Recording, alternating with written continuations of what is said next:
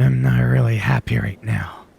And there's some links down below in the description box if you want to read this on your own. As of next month, PlayStation Plus, the subscription for 12 months, and likely the others are going up by an astronomical 35%. Do we gamers look rich to you? I'm frickin' Batman, and I had to get my mask on Amazon with a cheap elastic band and a Call of Duty hat. All because Christian Bale failed to bring back my mask. But that's another story for another day. I want to talk to you about this highway robbery. $80 for the essential. That's $110 Canadian. $135 US for the extra. That's about $185 Canadian. $160 US for the premium. That's $217 Canadian. What the hell is gonna be so premium about it? Is it gonna include a couple of hookers? Huh? Is it gonna come with some bath salts and an 8-ball? I don't think so. Back in the PS3 days, the Plus used to be free. Online gaming was free. Even Microsoft. Give us our cloud saves for free. Nintendo charge us, but the price is fair. PlayStation hijacks our PS5 games. Behind the subscription. You can't back them up on a USB. You never could with Xbox unless it was the 360 days. But at least the cloud is free. Now, you gotta pay for the cloud. You gotta pay for the online. You know, when it comes to Microsoft, they're doing pretty good. And this is coming from a diehard Sony fanboy. You see, Microsoft says join our Game Pass. Just the basic one. And what are we gonna give you on day one? We're gonna give you Starfield. Yeah. Sony, what do they do? On day one of cranking up the price, they give us Saints fucking Row. Is that some kind of joke? And a couple of PS4 dingleberry games. You're gonna end up on death row if you don't make it right. Because I will bring you to justice. Mark my words. I'm not playing around anymore. So to further clarify here in closing, for current 12-month subscribers, the price increase will not take effect until your next renewal date that occurs on or after November the 6th. However, any membership changes you make on or after September 6th, such as upgrades, downgrades, or buying additional time, will update your plan reflecting the new prices. You can change, obviously, or cancel your subscription at any time. This is some absolute bullshit because this is a huge, huge price jump. We're not just talking like $5. I remember, what was it, some time ago, a couple of years ago? Microsoft was trying to pull that with the Xbox Live Gold, and then there was like a huge outcry, and then they pedaled back on it. They did some shady stuff where they were thinking of making the original Xbox One an online-only console. They went back on that. Wow. I'm completely floored. Like, $217. I like using the Canadian number because it's a bigger number. $110. I remember when PS Plus Essential was like $60, $60, $70 Canadian, just not long ago. Like, just wow. I wish there was, for people that just want to play online, no games, no discounts, nothing. I wish there was like a $10, $15 Canadian, whatever you want to price it at, if they had to, for online. Because they talk about the reason for the price jump is that they want to keep bringing high quality games. Really? This is the kind of shit you're bringing us? I like Generation Zero, but it's a PS4 game. Okay? What about the price increase in the games? That extra $10 or $15 that we now have to pay on most games that come out. I thought that was supposed to help. But no. $200 for premium.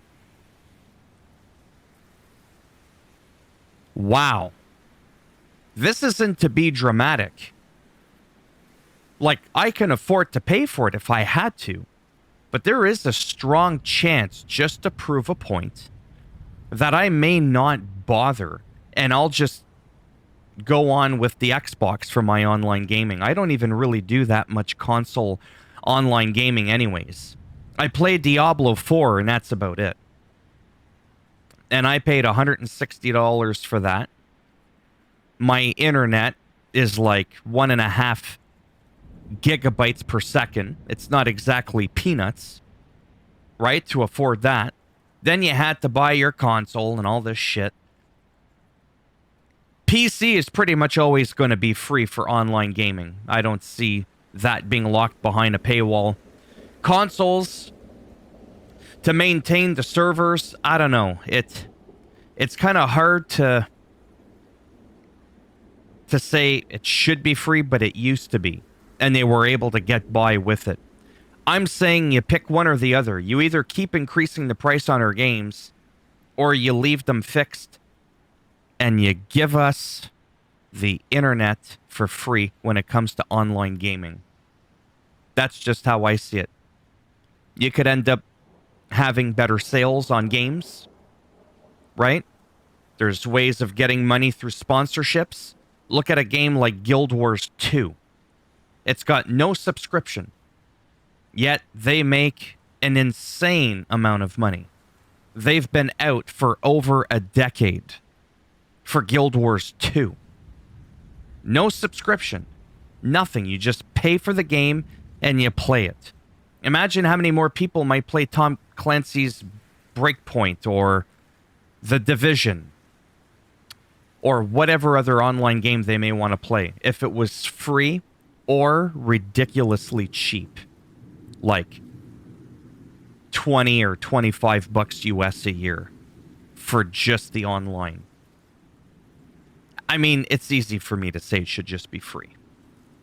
But cranking it up by this amount is absolutely insane. Let me know down below in the comment section how serious you are in not renewing your PS Plus. Like, I mean, mine expires, I think, in October or November around my birthday. And I'm kind of tempted to do like one last renewal. I wasn't planning on doing it this month though. Money's not that good that I can just easily swing it with all the games that are coming out that I have to buy. But I am tempted to do one last time for a 1 year of the essential, just to be able to play online for the couple of games that I do have. And then the rest, screw it. And by some miracle, maybe they roll back the price. But somehow I don't really see that happening. Sony is a lot tighter than Microsoft. Okay? And like I said, this is coming from a Sony fanboy. This is coming from someone who Sony accidentally gave away my account twice in the span of 3 hours. I had made a video on that, and I ended up getting a personal phone call from one of the higher ups at Sony. Not even kidding. Apologizing.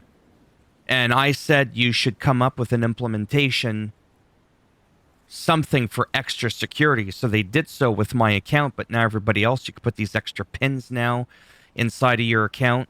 I'd like to think I partially contributed to that.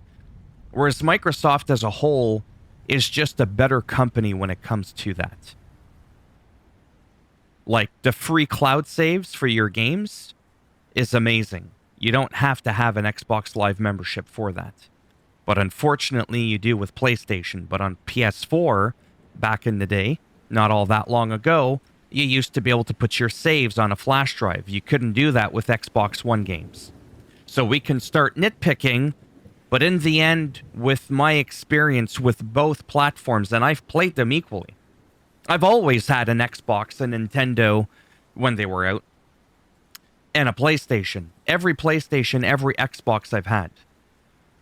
I've had more problems from a mechanical standpoint with Xbox. But in terms of their customer service and this type of bullshit, I've had far less problems with Microsoft than I have Sony.